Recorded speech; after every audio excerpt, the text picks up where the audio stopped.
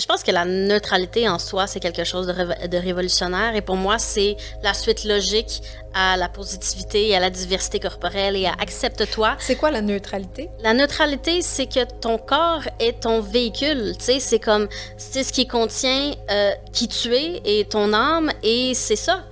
Il n'y a pas besoin d'être beau ou pas beau, il n'y a pas besoin de performer ou de pas performer, il n'y a pas besoin d'avoir de la valeur aux yeux des autres ou pas. Il existe, point final. Vous écoutez Centré sur l'équilibre, le balado du Stromspa nordique. Découvrez un contenu bien-être avant-gardiste et audacieux offert en partenariat avec nos collaborateurs aux expertises variées. Joignez-vous à nous dans cette quête d'équilibre, un épisode à la fois. Bienvenue à ce nouvel épisode du balado centré sur l'équilibre. C'est Evelyne, j'espère que vous allez bien. Au cours des prochaines minutes, on va parler du dictat de la minceur, de la culture des diètes, de la féminité. Vous savez, tous ces standards de beauté qu'on impose aux femmes. Et pour en parler, on a réuni deux femmes qui ont réfléchi et qui ont aussi écrit sur la question. On a réuni Michaela Nicole. Bonjour, Michaela. Salut, Evelyne. Michaela qui vient de faire paraître Mise en forme au Cheval Doux. C'est un récit et à la fois un essai autour du fitness. Est-ce que je l'ai bien résumé? Oui, très bien. Oui, ça a été toute une quête. On va plonger là-dedans et surtout quelques idées là, que tu présentes là-dedans. C'est très, très bien écrit. Bravo, en passant.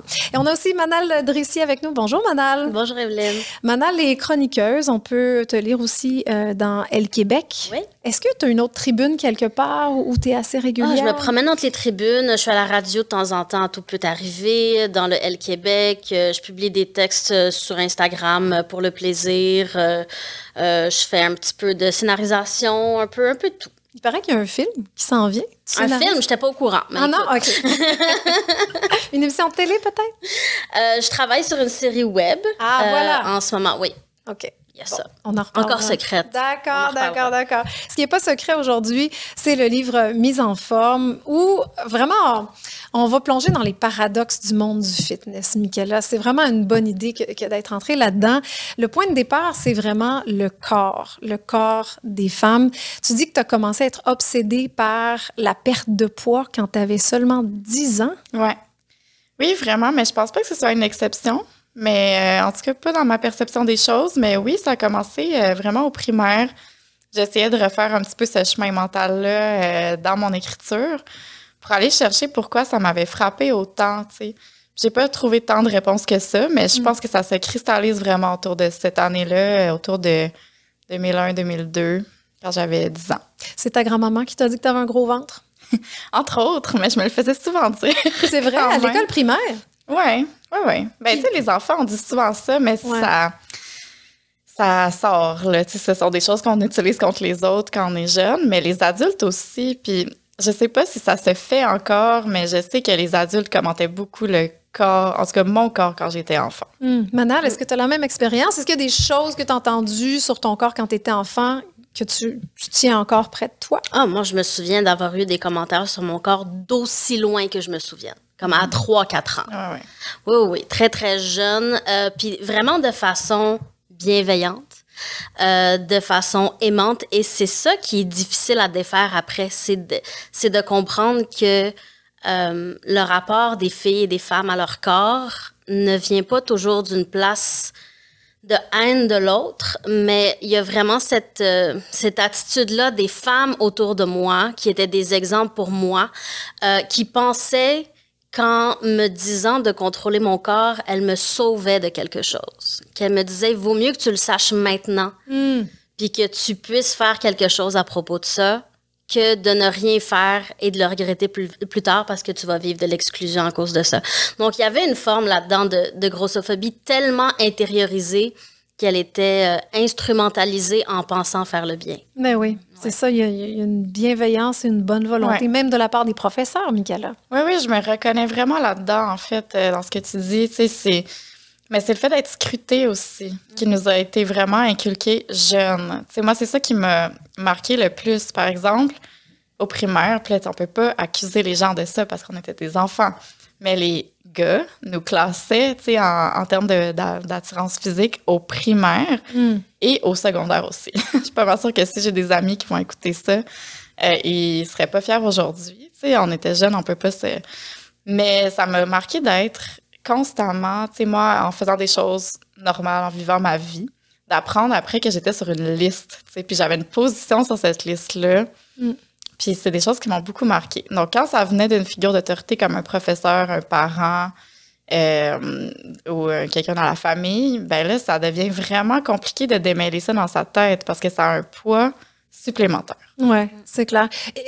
Est-ce qu'il faut éviter de faire des commentaires sur les corps des enfants, tout simplement, Manal? Non seulement il faut éviter de faire des commentaires sur le corps des enfants, il faut éviter de parler de son propre corps devant des enfants. Parce que la plupart des enfants ne se sont jamais fait dire directement « ton corps est pas correct ». Mais ils ont vu les personnes qu'ils aiment commenter sur leur propre corps. Et ça, pour moi, ça a été une énorme partie de ma maternité, de réaliser que la façon dont je parlais de mon corps avait énormément d'influence sur la façon dont mon enfant allait percevoir son propre corps et le corps des autres pour le reste de sa vie. Parce que c'est beaucoup plus facile d'être neutre d'emblée que de défaire ce qu'on a assimilé, en fait, comme préjugé sur les corps des autres. C'est fou comme ça reste longtemps, tu sais. Il y a des commentaires aussi, vous parlez, puis je m'en souviens, là, des commentaires que j'ai reçus quand j'étais très, très jeune sur des parties de mon corps ou sur une certaine attirance. Mais c'est difficile de s'en défaire. Est-ce que c'est encore quelque chose qui t'habite, Michaela? Bien, beaucoup moins. Tu sais, je m'en rappelle, par exemple. Ça, j'ai trouvé ça intéressant en écrivant mon livre. Tu sais, je me rappelais vraiment des situations très précises avec les mots exact qui avait été utilisé. Ça m'a pas quitté. Puis des fois, tu sais, il faut que je me rappelle que, ah non, ça, c'est un commentaire qui vient de mon primaire, là. Faut que ça sorte, il faut que ça sorte de ma tête. Par exemple, on me disait toujours que j'étais très, très blanche quand j'étais jeune, mais tu sais, blanche comme un fantôme. Oui, blême plutôt. Tu sais, j'étais une blonde aux yeux bleus, là, tu sais, puis c'est ça, j'avais la peau que j'avais, mais je me faisais vraiment dire que j'avais l'air malade, que j'avais l'air d'une morte, que j'avais l'air d'un fantôme, autant par des enfants que par des adultes. Tu sais, j'ai eu beaucoup de boss, tu sais, de patrons qui m'ont demandé si j'étais malade, si j'étais... c'est ça. Donc, c'est toujours très agréable d'arriver au travail puis de faire dire que tu as de l'air malade ou, tu sais, comme prends ta journée puis toi, tu es complètement de bonne humeur. Donc, mais c'est comme particulier. C'est particulier le fait que la façon qu'on a de complexer les femmes, c'est pas seulement par les insultes, c'est beaucoup par les compliments aussi. Parce qu'on remarque sur quelle chose on nous complimente et sur quelle chose non. Et on remarque à quel moment on nous complimente et à quel moment non. Donc, la fois où tu n'arrives pas maquillée au travail puis que tout le monde te demande si tu es correct, tu comprends que les fois où tu es maquillée, ça passe beaucoup mieux. Quand tu te présentes d'une certaine façon puis qu'on te complimente, tu comprends que les autres fois, ça passe moins bien. Donc, c'est comme ça qu'on jauge, en fait, notre parcours dans la société puis de quelle façon on doit se présenter puis de quelle façon est-ce qu'on est valorisé dans les yeux des autres. Donc, il y a beaucoup de ça. Je pense qu'il y a tellement de choses implicites dans notre rapport au corps et c'est pour ça que souvent, il faut arriver à l'âge adulte avant même de se rendre compte. Tu sais, quand tu dis ces choses-là remontent quand tu écris ton livre, tu te rappelles de choses qui se sont passées au primaire, mais si tu t'en rappelles, c'est à quel point ça t'a marqué, même si au quotidien, tu ne repenses pas à ce moment-là en disant ça a été vraiment un moment marquant, déterminant de mon rapport à mon corps. Mais quand tu commences à le déconstruire, ben c'est là, tu sais, ça fait partie de l'équation. Oui, puis ça fait partie de toi, puis tu le portes. Il me semble que moi, je suis en train de détricoter un paquet d'affaires que j'ai apprises il y a 20 ans, il y a 30 ans et plus. Donc, franchement, c'est troublant de constater à quel point ces petits commentaires-là, ils restent avec nous, puis on les garde longtemps. Le balado s'appelle « Centré sur l'équilibre ». On pose à tous nos invités la même question. L'équilibre, c'est quoi pour vous deux et comment ça se manifeste dans votre quotidien, Manal? Ah, mon Dieu. L'équilibre.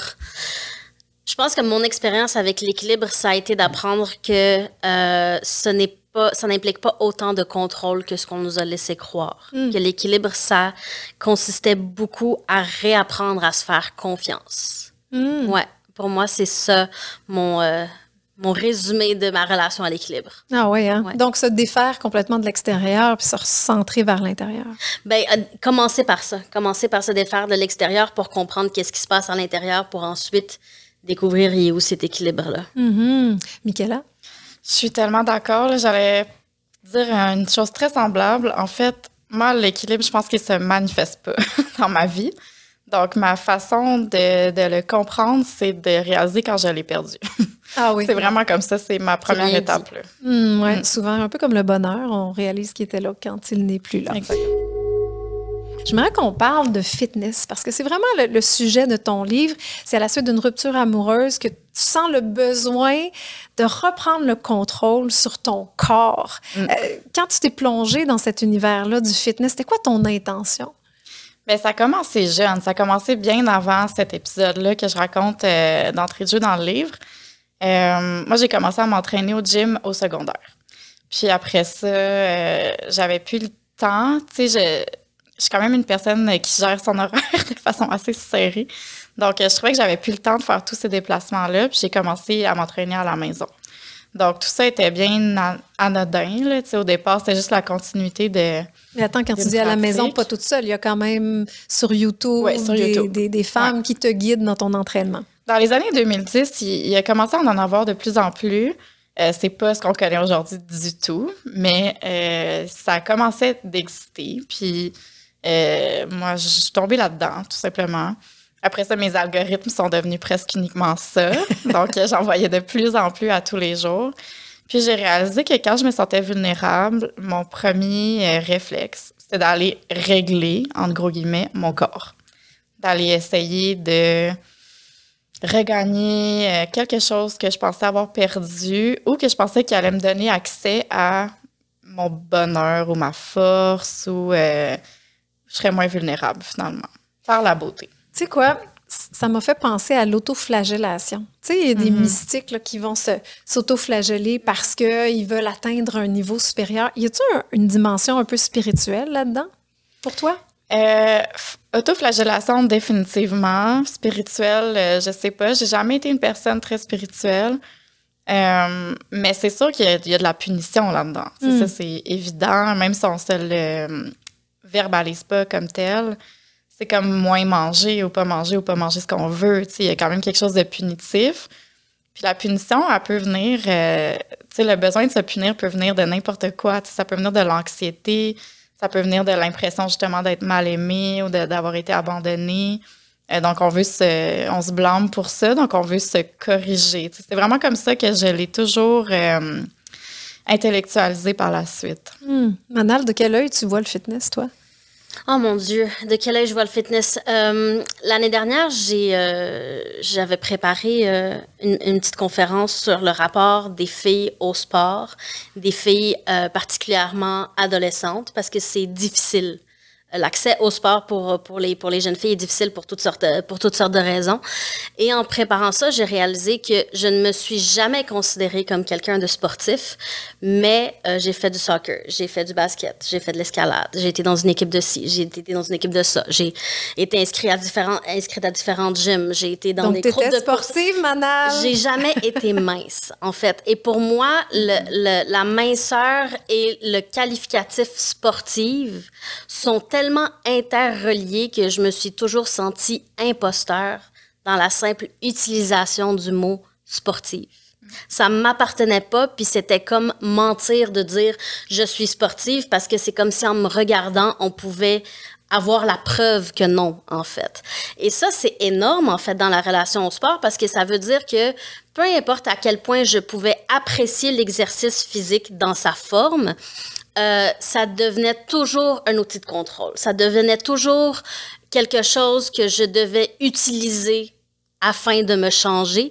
Et quand les résultats étaient pas là, ça valait pas la peine. Donc, tout ce que le sport pouvait m'apporter, d'avoir moins d'anxiété, d'être mieux dans ma peau, d'avoir une meilleure santé mentale, d'avoir une meilleure santé physique. Mieux dormir. Mieux réussir à l'école.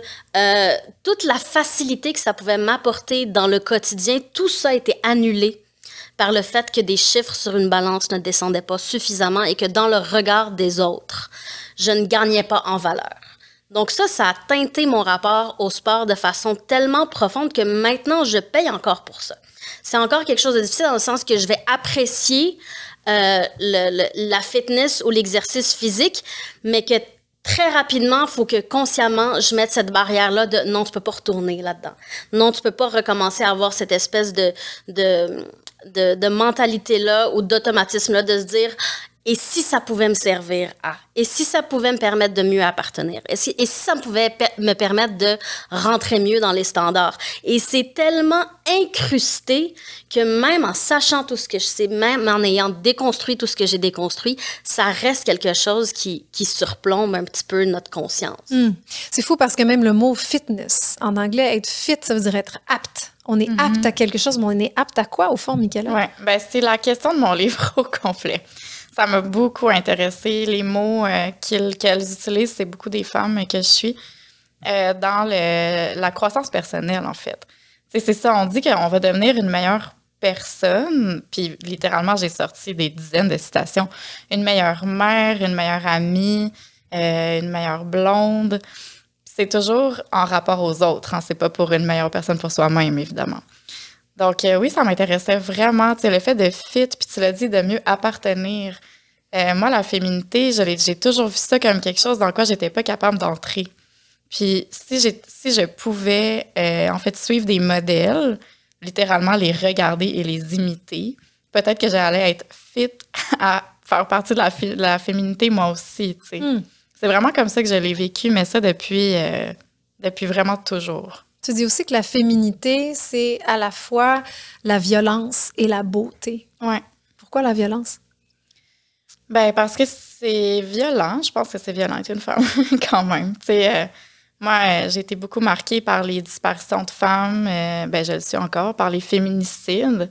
Puis en même temps, je les consomme dans le true crime, tu sais, comme la moitié de la société, là, comme un divertissement, tu sais. Même dans les livres policiers, tu sais, c'est toujours des femmes, les victimes, ou presque. Puis ça m'a beaucoup intéressée de faire le rapport entre les deux. De quand j'étais jeune, j'ai vraiment associé être une femme à un danger. Puis en même temps, je me suis mise moi-même en danger en essayant de maigrir dès l'enfance, tu sais. J'avais des petits plans de workout là, que j'allais faire dans ma ruelle. Tu sais, j'ai commencé à mettre, sans le savoir, ma santé mentale en péril, tu sais, très jeune. Mais Michaela, tu as fait ça tout seul? Il n'y a personne qui t'a aidé à faire une routine toute seule? Non. Ouais. OK. Non, c'était pas des modèles que j'avais à la maison. Tu sais, ma mère s'entraînait pas. C'est vraiment venu de l'extérieur. Puis, je sais pas, j'ai compris à peu près avec Internet, j'imagine, qu'est-ce qu'il fallait faire. Puis, j'ai essayé. Tout simplement. C'est tellement banal de dire qu'il faut souffrir pour être belle. Ben oui, c'est vrai. Et déjà, implicitement, ça veut dire que la beauté, c'est pas quelque chose qu'on a, c'est quelque chose qu'on atteint. Et on voit la beauté comme quelque chose que certaines personnes ont, et ces personnes sont privilégiées de l'avoir, tout simplement. Et pour le reste de nos autres mortels, c'est quelque chose qu'il faut travailler à avoir, et donc ne pas participer au standard de beauté féminine, c'est de ne pas mettre l'effort, c'est d'être trop paresseux, c'est de n'être pas assez discipliné, c'est de ne pas avoir assez de contrôle. Donc, la beauté est directement liée au contrôle, au fait de devoir se comprimer pour rentrer dans une boîte et dans une définition et dans un standard. C'est plein de contradictions aussi, le monde du fitness, parce qu'évidemment, il faut souffrir, parce que des fois, ça peut faire vraiment mal quand on fait un workout de fesses pendant une demi-heure. Mais en même temps, on nous dit « acceptez-vous comme vous êtes ». Il y a un double discours dans le monde du fitness. Oui, ben dans la société, tu sais, en fait, je pense que le fitness, c'est beaucoup adapté au discours ambiant.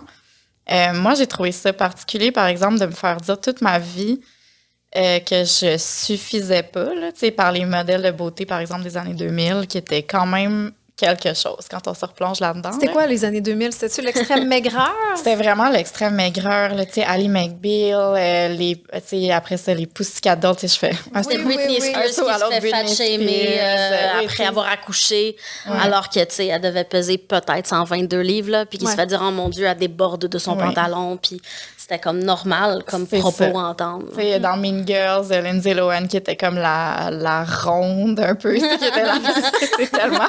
Je veux dire, c'est hallucinant de dire ça, tu sais. America Ferrera dans 4 filles et un jean, qui était considérée comme la grosse du groupe, tu sais. Qu'elle commençait qu'elle rentrait dans les jeans. Ouais, c'est ça. Mais je veux dire, on la regarde aujourd'hui, puis elle devait peser genre 115. Ouais.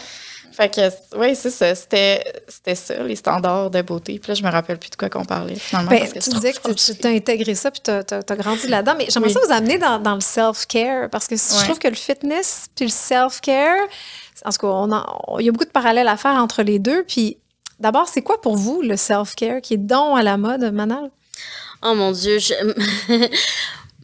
ma position sur le self-care a, je pense, évolué pas mal dans les dernières années, dans le sens qu'au départ, je comprenais l'intérêt de ça. Je me disais, mon Dieu, on vit dans une société stressante, revenir à soi, à prendre soin de soi, à écouter ses besoins, à respecter ses besoins, pour ensuite réaliser qu'en fait, le self-care, c'est une affaire de plus qui est devenue une industrie. C'est une affaire de plus pour laquelle il faut dépenser individuellement. C'est une affaire de plus qui permet aux compagnies de dire faites du yoga sur l'heure du midi à la place de faire des semaines plus courtes, d'offrir des avantages sociaux qui permettent aux gens de réellement avoir des qualités de vie qui sont meilleures, d'avoir le temps d'avoir une vie sociale en dehors du travail, d'avoir le temps de prendre soin de leur santé physique et mentale et faire des sports qui leur plaisent au lieu de faire du yoga sur l'heure du dîner tellement sont stressés, tu sais. D'avoir des assurances, tu sais, pour se payer de quoi ils ont besoin réellement. Exactement. Donc, pour moi, cette industrie-là du self-care, c'est la même industrie qui, il y a 20 ans, nous disait si tu maigris pas, tu vaux rien. Puis maintenant, nous dit si tu dépenses 50$ de plus aujourd'hui, tu vas te sentir mieux, puis appeler ça du self-care. Tu sais. Ouais. Tu vas être une meilleure personne. Tu vas être une meilleure personne. Tu vas te sentir mieux. Tu vas pouvoir en parler aux autres, puis leur dire que eux, s'ils font pareil aussi, ils vont se sentir mieux. Donc, pour moi, le self-care, ça a eu ses limites très rapidement, ça a atteint sa limite très rapidement. Et pour moi, la sortie de ça, c'est le community care. Ça peut pas être le self-care. Ça nous ramène trop à l'individualisme, en fait. Ouais, qui est une des sources du problème et des problèmes dans lesquels on est. Fait que dans le fond, tu penses que le consumérisme s'est emparé du bien-être? Moi, je pense que chaque fois qu'il y a une bonne cause, chaque fois qu'on essaie de se libérer de quelque chose qui nous a endoctrinés puis qui nous a tellement convaincus qu'on n'était pas assez, après ça, c'est récupéré pour continuer, en fait, de faire de l'argent, mais que ça marche plus comme ça. Ça marche plus de mettre en front page de tous les magazines. Voici comment perdre 35 livres en 10 jours. Ben, on va essayer autre chose. Prenez soin de vous. Tu sais, c'est comme... Oui. Exactement. Il y a quelque chose d'intéressant que j'aimerais souligner aussi, c'est qu'on vit dans un contexte où on va vite, on vit des vies de fous desquelles on a besoin de s'évader. Tu sais, on a besoin de prendre une pause. Tu disais, le yoga à l'heure du lunch, au lieu d'avoir une semaine de travail décente. C'est vrai qu'on ne remet pas en question le contexte dans lequel on se trouve. Tu sais. Mais il faut surtout pas. Il faut surtout pas remettre en question le contexte parce que il faut que la machine continue de rouler. Il faut que l'économie continue d'être la priorité. Puis c'est ça, en fait, c'est ça le bottom line de toutes ces choses-là. On est tout le temps en train de se demander qu'est-ce qu'on peut faire de plus individuellement, qu'est-ce qu'on peut faire de mieux individuellement, comment je peux être une meilleure mère, comment je peux être une meilleure amie, comment je peux être une meilleure personne, comment je peux être... Et c'est ça, en fait, et ça, c'est quelque chose qui a tellement atteint les femmes pendant le confinement, pendant la COVID, parce que c'est sur nous que le soin des proches, que vérifier que tout le monde est correct, que prendre soin des enfants, que tout ça a reposé, c'est sur les épaules des femmes. Et c'est les femmes qui se sont dit sans arrêt comment je peux en faire plus, comment je peux faire mieux, comment je peux... Donc, pour moi, c'est directement lié à ça, l'industrie du self-care. C'est de se pousser. Ben, ce que j'aime dire que c'est prendre du crédit sur soi-même, là. On donne à crédit ce qu'on n'a pas. Ouais. On n'a plus d'énergie, on n'a plus de temps, on n'a plus de care, puis on en donne à crédit parce qu'on a vraiment assimilé que c'était ça notre rôle dans la société, de se donner le plus possible. Michaela? Moi, en fait, je me suis rappelé ce que je voulais dire tantôt, puis ça touche à ça. En fait, tu sais, de m'être fait dire toute ma vie que je correspondais pas à quelque chose. Puis là, depuis, je sais pas combien de temps, mettons 10 ans, mais peut-être même moins que ça, là, on se fait dire soudainement, il faut qu'on s'accepte, tu sais. Mais comme vraiment du jour au lendemain. Puis moi, j'ai pas été capable, je pense comme bien du monde, de faire cette transition-là aussi rapidement. Puis là, on se fait dire, ben là, c'est parce qu'il faut que tu t'acceptes, là. Comment ça, tu t'acceptes pas? Puis tu sais, comme si tu as des discours négatifs sur toi, ben là, tu projettes des discours négatifs sur les autres ou tu shames les autres. Fait on est toujours fautif. C'est ça. Fait que le self-care, ça fait le même processus dans ma tête. C'est-à-dire que je n'ai pas d'intuition de self-care. Je sais pas comment vraiment prendre soin de moi de façon qui serait pas dans la productivité puis qui servirait pas à un autre but comme d'être en forme, par exemple. Donc, j'ai l'impression de toujours naviguer contre-intuitivement dans c'est quoi prendre soin de moi. Tu sais, puis des fois... les soirées que j'ai l'impression de faire le plus de self-care, c'est comme 4 heures de télé, tu sais. Comme, tu sais... Pourquoi? Parce que tu as décroché? Parce que tu as oublié? Ben, parce que j'ai pas performé, tu sais. S'installer pour faire du yoga avec mon petit diffuseur, là, mine de rien, tu sais, on me l'a appris, ça vient de l'extérieur. Il y a quelqu'un qui m'a dit que c'était ça, du self-care. Ouais. C'est pas toujours ça dont j'ai besoin. Tu sais, prendre mon bain au sel d'Epsom, là, des fois... ça marche pas. Non, c'est ça. C'est ça. Puis, insidieusement, il faut que ça fitte aussi dans une certaine esthétique parce que c'est pas assez d'avoir un tapis de yoga. Il faut que les couleurs de tes murs fassent en sorte que ce soit reposant. Il faut que ta salle de bain soit belle. Donc, c'est ça aussi, en fait. C'est qu'on nous vend le consumérisme à travers l'image qu'on projette de soi parce qu'il faut tout mettre sur les réseaux sociaux. Et là, no shade aux gens qui mettent les choses sur les réseaux sociaux. Je suis la première à le faire. Tu sais, j'ai grandi dans cette génération-là de réseaux sociaux, mais je pense pas qu'on a réalisé à quel point ça s'est incrusté dans nos vies, à quel point, en regardant la vie des autres, on se sent toujours insuffisante et donc on est tout le temps dans la performance. Mm-hmm. Puis de la beauté, qu'en est-il de la beauté? Vous vous situez où par rapport à ce qu'on présente aujourd'hui comme étant la beauté? Tu sais, on a parlé du fait de s'accepter, il y a eu toutes sortes de mouvements par rapport au corps, à la diversité des corps, il y a eu plusieurs mouvements, mais par rapport à la beauté, tu sais, je pense que notre regard a beaucoup changé au fil du temps, rapidement même. Mais toi, tu te positionnes où par rapport à ce qu'on nous présente comme standard de beauté, Michaela? Moi, j'ai l'impression d'être un petit peu... j'ai pas les réseaux sociaux, justement. Tu sais, j'ai parfois Facebook, mais c'est tout. Mm-hmm. Puis, je pense que je suis beaucoup moins en contact avec les standards de beauté que je l'étais. Par contre, dans le fitness, tu sais, j'en parle à la fin de mon livre, tu sais, je vois que ça change un peu. Tu sais, on change les modèles. Mais par contre, tu sais, c'est facile de voir que, par exemple, une entraîneuse qui serait considérée non mince, là, tu sais, donc tout ce qui n'est pas très mince, va être celle qui fait les modifications ou qui fait, tu sais, les workouts moins exigeants. Tu sais, ça va être utilisé de cette façon-là. Donc, parce que quand tu dis ça a changé, avant, c'était le même moule de femmes. En fait, avant, c'est ça. Tout simplement, c'était 3 blanches minces. T'sais. Puis là, maintenant, ben, ça commence à être des... Il y a des personnes racisées, il y a des personnes non minces, il y a toutes sortes d'autres il y a d'autres corps qui bougent. Oui, il y a des hommes aussi qui s'insèrent dans les workouts plus adressés aux femmes. Mais je vois qu'ils sont quand même relégués à un rôle secondaire. T'sais. Donc, c'est difficile pour moi d'émettre une opinion comme quoi c'est vraiment mieux, tu sais. Mes yeux voient autre chose, mais est-ce que ces personnes-là sont mises dans les rôles avantageux? Je sais pas. Ouais, je comprends. Je pense que quand j'étais enfant, ma mère, très, très féminine, avait tous les magazines. Donc, moi, j'ai vu beaucoup de ces images-là, comme beaucoup d'autres. Il y a une époque où les magazines, comme le Québec, dans lequel tu écris, avaient beaucoup, beaucoup d'influence sur la société québécoise, sur la façon qu'on se trouvait belle, carrément. Toi, par rapport à la beauté, tu te situes où, Manal? Où est-ce que je me situe par rapport à la beauté, par rapport, en fait, à l'image de la beauté? Je me suis jamais sentie comme le public cible des discours sur la beauté. Et là, on parle de la vague de body acceptance, puis body diversity et tout ça. Et la rapidité à laquelle ce mouvement-là a été récupéré pour dire c'est correct d'avoir un pli de ventre quand tu t'assois, là. C'est incroyable parce que...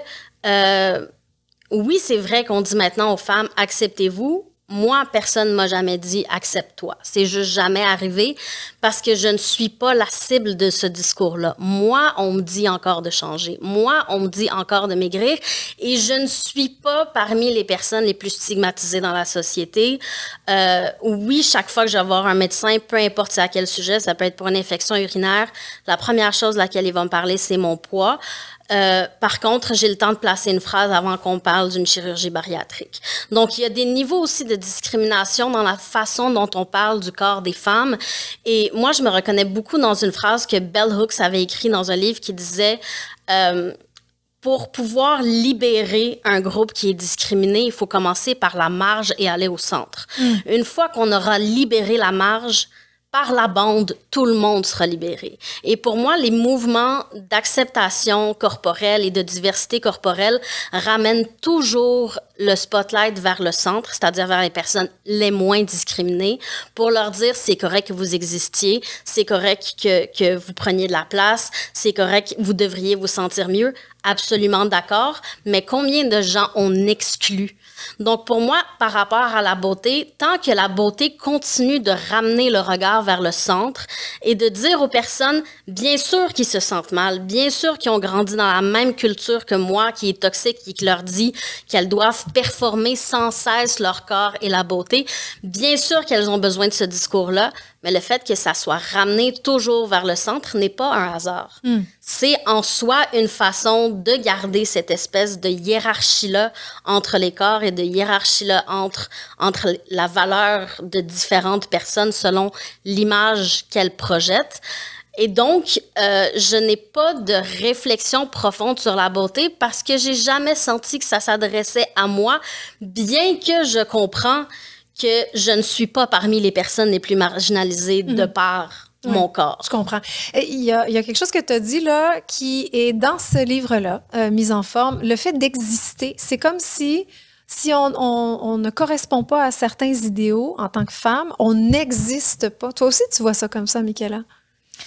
Ben, c'est dur c'est dur de répondre parce que, comme tu dis, je suis pas dans les personnes les plus marginalisées, moi non plus, tu sais. Je pense que j'ai pas eu le sentiment de pas exister.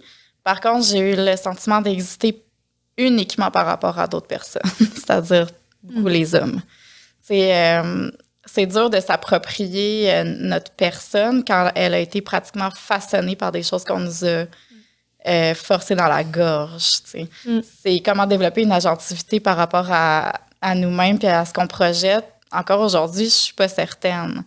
T'sais, là, j'ai bientôt 32 ans.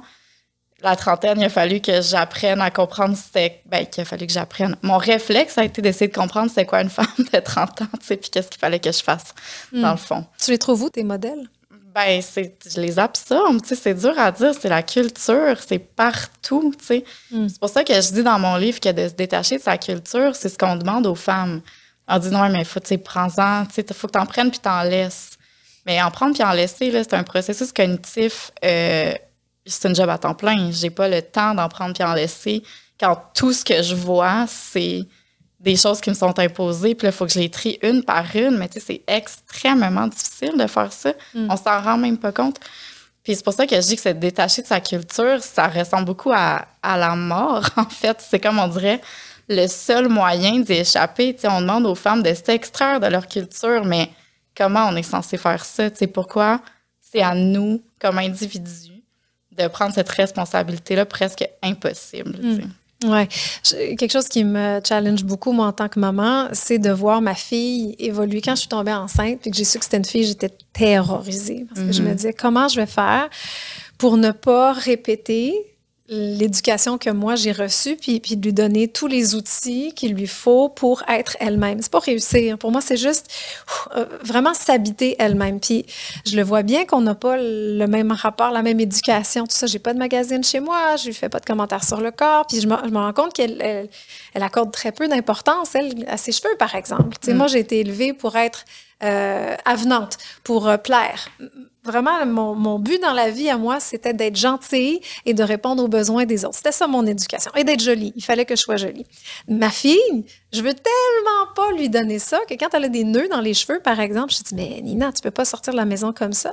Elle me répond, m'en fous! M'en fous! Et je me dis, ben peut-être qu'elle a compris, peut-être qu'elle va être plus libre, finalement, que moi, je l'ai été. T'sais. Manal, je sais que tu es une fille. Comment tu vis ce rapport-là à la transmission de tout ça, les normes de beauté, les standards sur le corps? Je sens cette même liberté-là de sa part que tu décris chez ta fille et j'essaie de nourrir ça et je suis toujours un petit peu aux aguets.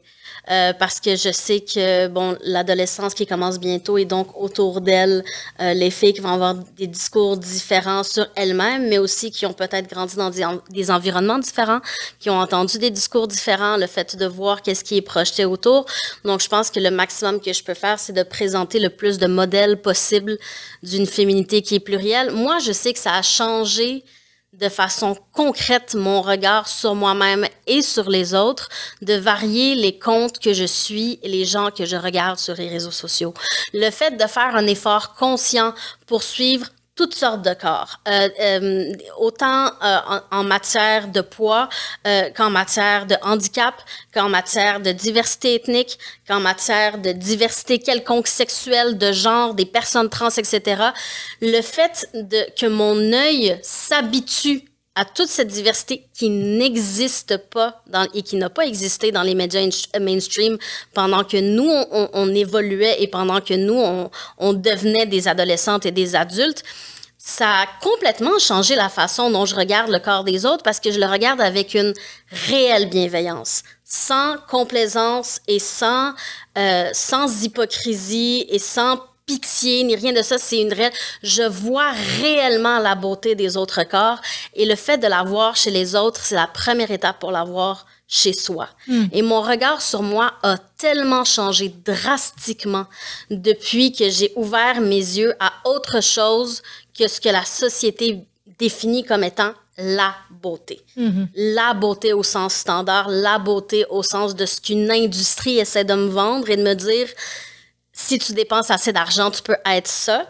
Mais le fait de réellement voir la beauté dans l'humain à son plus pur, ça a complètement révolutionné mon rapport à mon corps et au corps des autres. Et c'est ça, en fait, que je veux transmettre à ma fille. C'est cette espèce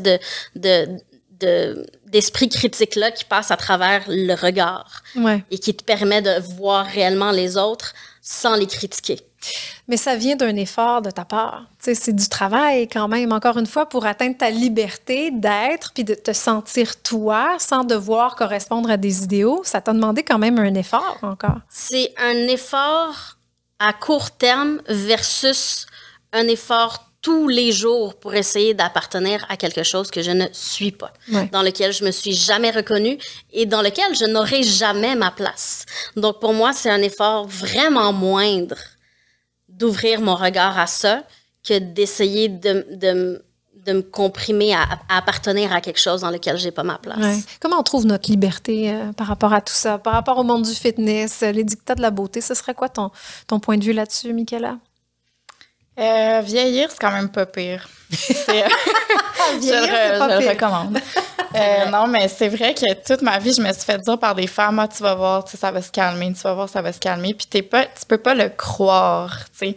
C'est comme te faire dire que les plus belles années de ta vie, dans ta vingtaine, où tu sais, t'es comme, Même ça c'est un mensonge. On s'entend-tu, les filles? C'est pas vrai. C'est pas vrai que les plus belles années sont à 20 ans. Ben, en tout cas, pas pour les femmes, je pense vraiment pas. Puis je pense que c'est là que tu es valorisée le plus aux yeux des hommes. Comme bel objet. Exactement, comme objet. Mais, désirable. Tu sais, le cliché de la femme fin quarantaine qui rentre dans le vestiaire d'un gym, qui s'en fout, qui se met à poil, qui change devant tout le monde, qui en a rien à foutre, qu'on voit sa cellulite, ses plis de ventre.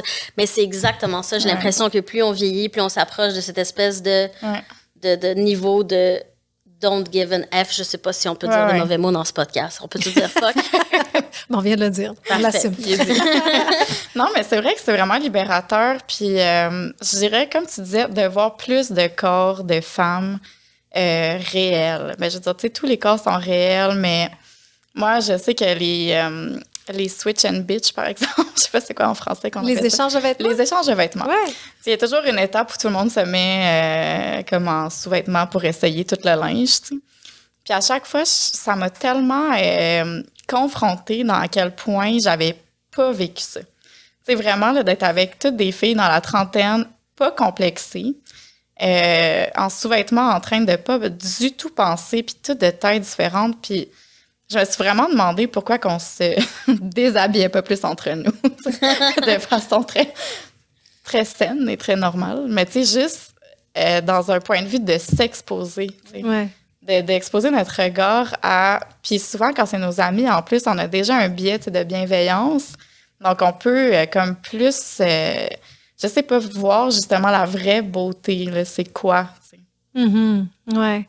C'est vrai qu'on n'a pas l'occasion souvent dans nos pays froids de se dénuder devant nos amis, là, je veux dire. Mais tu sais, juste j'entendais ça dans un podcast, tu sais, de voir des vrais seins d'autres femmes, tu sais. Toutes les femmes, on a l'impression d'être pas normales dans notre nudité jusqu'à un certain point, tu sais. Alors qu'on n'est jamais, si on est hétérosexuel, par exemple, en tout cas très peu exposées à des corps plus diversifiés. Et d'une manière non sexualisée. Et d'une manière non sexualisée, ce qui est quand même la situation de notre corps 99% du temps de la journée. Oui. Mais ça vient de l'extérieur, ça vient pas de l'intérieur. C'est les autres qui nous accolent justement cette étiquette-là de désirable ou non désirable, mince ou pas mince, belle ou pas belle. Mais je pense que la neutralité en soi, c'est quelque chose de révolutionnaire. Et pour moi, c'est la suite logique à la positivité et à la diversité corporelle et à accepte-toi. C'est quoi la neutralité? La neutralité, c'est que ton corps est ton véhicule. Tu sais, c'est ce qui contient qui tu es et ton âme, et c'est ça. Il n'y a pas besoin d'être beau ou pas beau, il n'y a pas besoin de performer ou de pas performer, il n'y a pas besoin d'avoir de la valeur aux yeux des autres ou pas. Il existe, point final. Et pour moi, de la même façon que les groupes discriminés dans leur libération vont s'afficher et vont être fiers de qui ils sont d'une façon à se réapproprier leur existence, ben pour moi, tout le mouvement d'acceptance des corps et tout ça, c'est une suite logique à l'oppression. Et la suite logique ensuite, c'est la neutralité. C'est d'arrêter de considérer le corps comme quelque chose de marchand, comme quelque chose à commenter. Et je réalise que dans mon entière existence, j'ai beaucoup plus assisté à des conversations entre femmes où l'on se critique soi-même que des conversations où on est neutre par rapport à nos propres corps. On voit pas, les femmes ne vont pas se critiquer nécessairement l'une l'autre, mais c'est tellement banal de se mettre en gagne. « Ah, moi, j'ai 10 livres à perdre. Ah, moi, j'aime pas ça. Ah, moi, mes hanches. Ah, moi, ma cellulite. » C'est tout à fait normal, mais c'est pas tant normal d'être entre femmes et de juste ne pas être à l'extérieur de soi. On est un petit peu toujours les metteurs en scène de nos existences. On n'habite pas nos corps. On est à l'extérieur et on se regarde. Est-ce que je suis assise assez droite? Est-ce que mon ventre est assez rentré? Est-ce que on est toujours dans cette mise en scène-là? Ouais. Et c'est tellement libérateur de rentrer dans notre corps. Ouais. En fait, ce que tu me nommes, c'est de l'autosurveillance. Ouais. On a comme intégré ce regard extérieur. On ne s'habite pas. Ouais, on ne s'habite pas. Et c'est tellement libérateur de s'habiter. De vraiment être dans ton corps, de bouger comme tu veux, de t'asseoir comme tu veux, d'exister réellement, d'être ta personnalité au lieu d'être un objet. Ouais. C'est extrêmement libérateur. Ne pas être un apparat, finalement, qu'on peut modeler, devenir plus mince, avoir toutes sortes d'ajouts puis d'améliorations. Le temps file. J'aimerais terminer sur une note quand même positive. Après tout ça, là, quel est ton rapport, toi, au fitness? Est-ce que ça a changé ta façon de voir les choses? Oui et non. J'ai travaillé sur ce livre-là quand même plusieurs années, depuis 2017 environ. Mais c'est pas assez pour changer tout ce que j'ai reçu comme message avant. Ceci dit, tu sais... je reviens toujours à la trentaine, mais vous allez comprendre ce que je veux dire. Tu sais, bien dormir, c'est rendu quand même la raison numéro 1 pourquoi je m'entraîne. Parce que j'ai beaucoup de problèmes avec le sommeil. Puis, on est, tu sais, carriériste, ou en tout cas, on a toutes sortes de choses à faire. Puis, c'est rendu quand même ma priorité, c'est de bien dormir pour pouvoir m'accomplir d'autres façons. Tu vois, tu peux utiliser le fitness pour toi, pour les bonnes raisons, entre guillemets, celles qui sont les plus nourrissantes, puis complètement dénuées du regard extérieur. C'est super inspirant. Merci beaucoup pour ce livre-là qui m'a beaucoup fait réfléchir et beaucoup d'autres femmes, d'ailleurs. Ça s'appelle « Mise en forme ». C'est paru aux éditions Cheval-Doux. Michaela, Nicole, merci beaucoup. Bien, merci à toi. Et Manal Drissi, merci beaucoup. C'est toujours super éclairant de t'entendre parler sur toutes sortes de sujets. Merci. Merci. C'est ce qui conclut l'épisode d'aujourd'hui. On espère que vous avez apprécié la discussion. Si le contenu vous a plu, on vous invite à partager l'épisode et à laisser un avis sur la plateforme de votre choix. Vous pouvez également nous suivre sur nos réseaux sociaux et sur notre site internet au stromspa.com. En vous abonnant à notre infolette, soyez certain de ne rien manquer. Merci pour votre précieuse écoute et au plaisir de vous retrouver lors du prochain épisode. À bientôt!